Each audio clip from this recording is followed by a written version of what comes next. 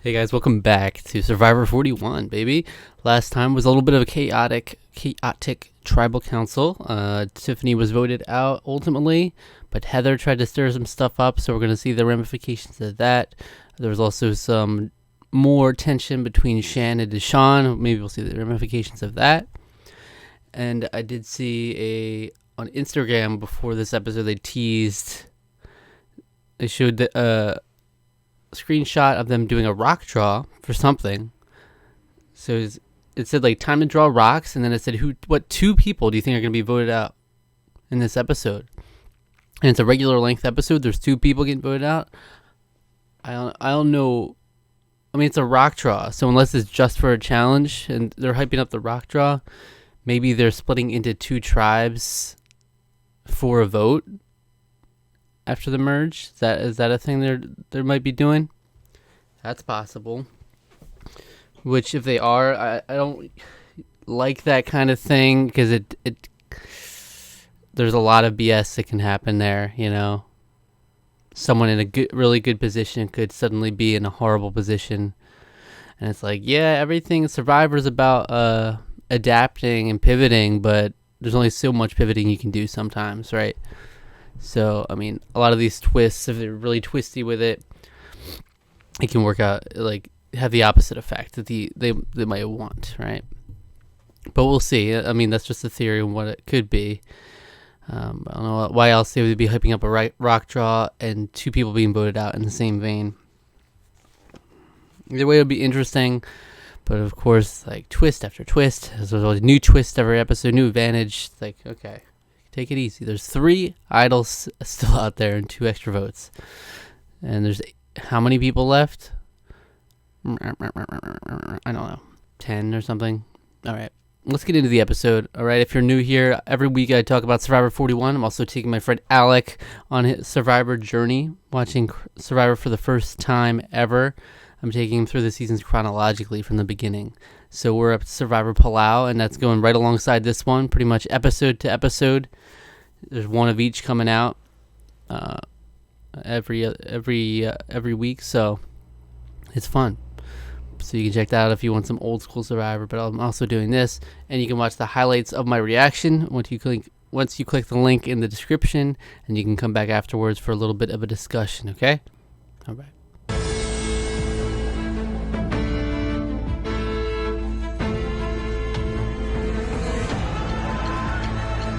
Wow, there you have it. That was episode 9 of Survivor 41. I have to say that was a really good episode. Here's where I was pissed. I was pissed with this, the divide. The reason, no, I wasn't pissed at it. I mean, not pissed.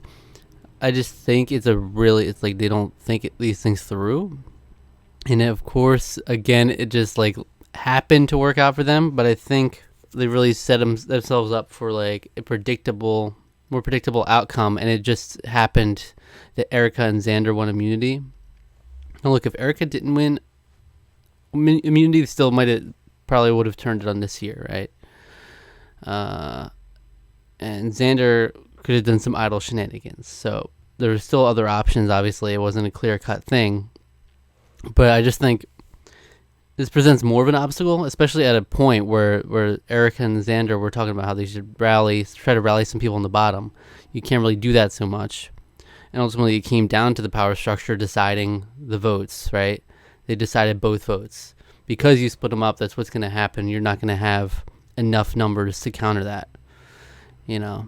And that's tough. So that's like just an additional hurdle. And now there's 2 more people out from the bottom of the power structure, so it's even more of an uphill battle for the Xanders, the Ericas of the world.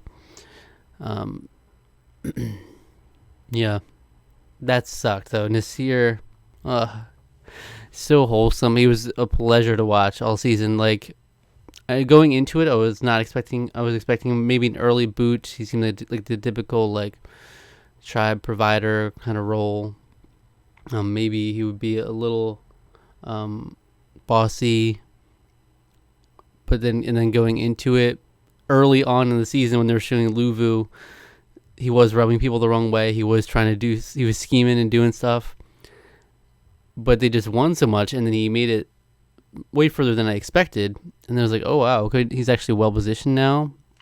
So this is fun to watch, just this guy, and he's having so much fun out there. And yeah, they really got him here. That's the savage blindside, because he was so confidently talking about, oh, it's sad that Mama's got to go. We built such a close relationship here, and he didn't suspect it for a second.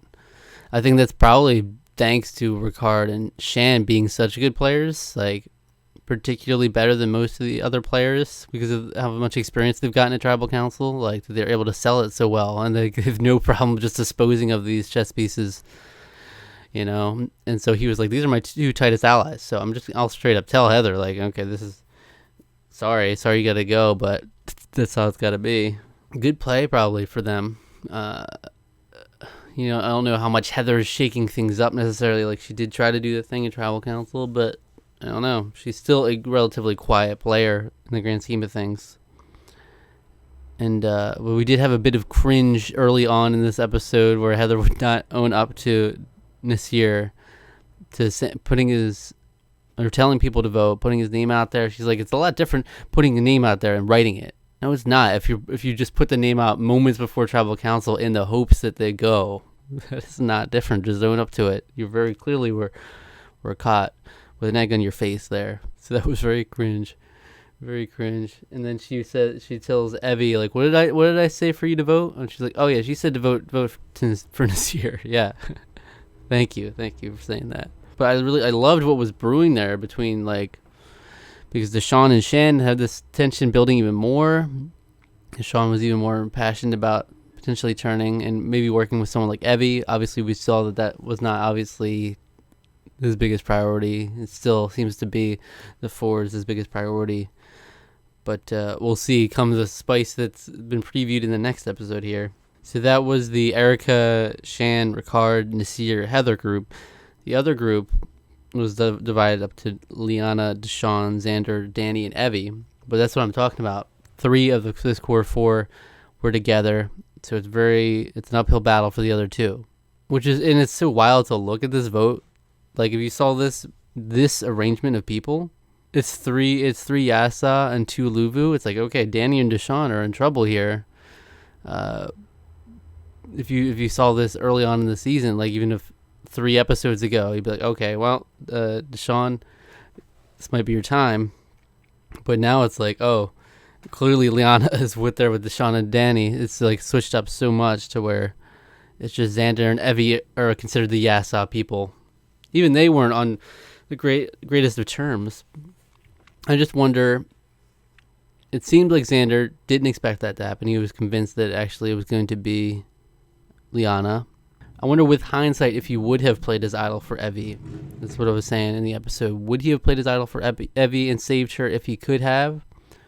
Or either way, was he just going to hold on to it for himself down the line? Because he said this Tribal Council is very important for him in this game. And I think that's probably true. I mean, if you look at the numbers, they're becoming overwhelmingly against him. Like, he doesn't have many, if any, people in his corner solidly. Like, I don't think anyone's in his corner now after this. So, might have been important, but also it might come down to, like, you got to protect yourself at this point. Like, even if you have Evie, does that do anything for you? And so you go win these immunities, use your idol, use your extra vote, whatever you can do, man. Just scrape by. But I love how Xander's thinking about things, you know. He seems to have a good sense of the game and how to play things out. You know, the fact that he's thinking, like, this could be a crucial moment for me to keep Evie in, you know, even after the falling out and everything. But it seems like he was just kind of blindsided on that one. Liana was giving big hater energy against Xander, which is how I even more so I feel like it would have cleanly been Xander.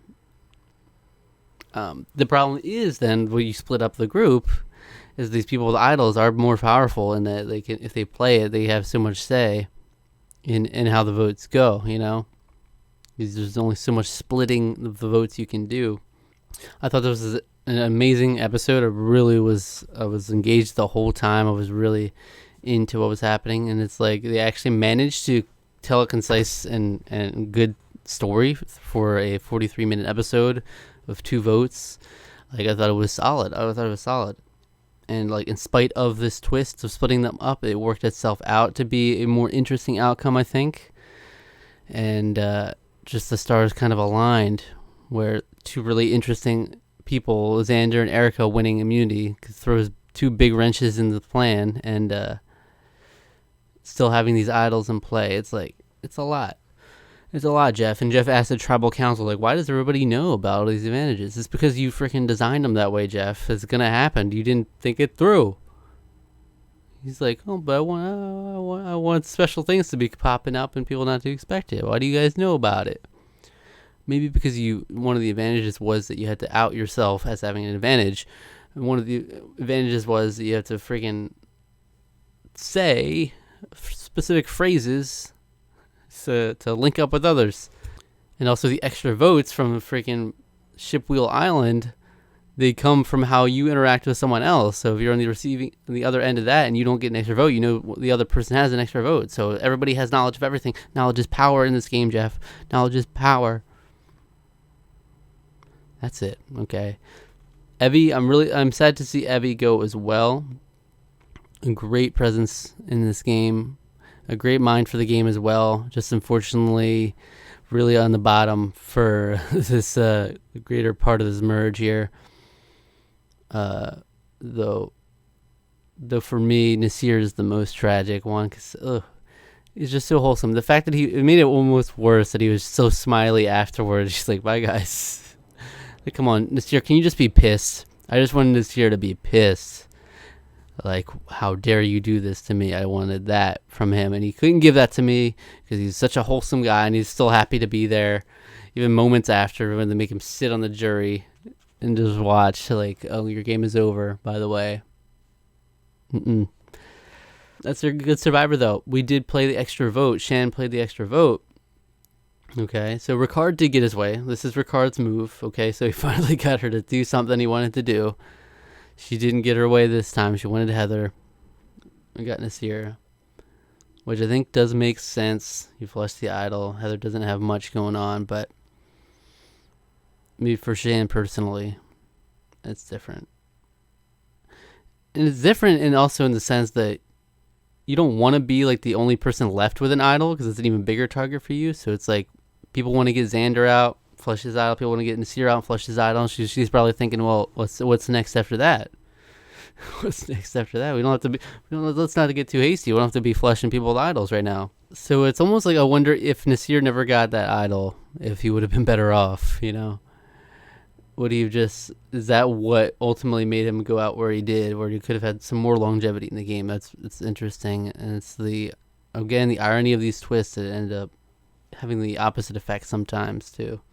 But it's also an interesting dynamic in that it's almost like they're seeing the lower thirds we're seeing, where it's like, okay, this person has an immunity idol, this person has an extra vote, and they have to factor all that in. That's an interesting element. But it's a lot also. It's a lot. But I was saying, Shan used her extra vote here. And Nasir's gone with his idol, which leaves us with Shan with an idol and Xander with an idol and an extra vote. And that's all the advantages out there right now, right? I think so. So it's a little more manageable. So, I mean, I don't know what Xander can do to shake up this game now that both, you can still work with Erica, still work with Heather. Like, Heather knows she's in the bottom, right? She has to know that now. So, like, there's still some room to work there. Because they did take out Nasir, who wasn't necessarily on the bottom. So maybe it'll blow up in their face in that way. And that's like, Heather could be that extra number to make things shift. But it'll be a lot. It'll be a lot to turn the tide here. Especially when Xander was pretty convinced, I think, that they were going to vote with him on this tribal council. All right, that's it for this week. Come back next week for more Survivor 41 and also Survivor Palau every week as well. So as well as also as that. I loved it. I love this episode. If you enjoyed this video, why not check out our review of Metroid Dread? which we did recently. If you don't know, like, we do Survivor every week, but we also review movies, TV, video games, and we have discussions on stuff. So it's a big variety channel here. It's a lot of fun. So check that out. Metroid Dread, if you're a fan of Nintendo Switch games, that's one. All right. Thanks for watching. Subscribe to the channel. Subscribe to our podcast feed. Like the video. Leave a comment. Hit the notification bell. Follow us on Twitter and Instagram. And like us on Facebook at Tarqaron TWO. All right.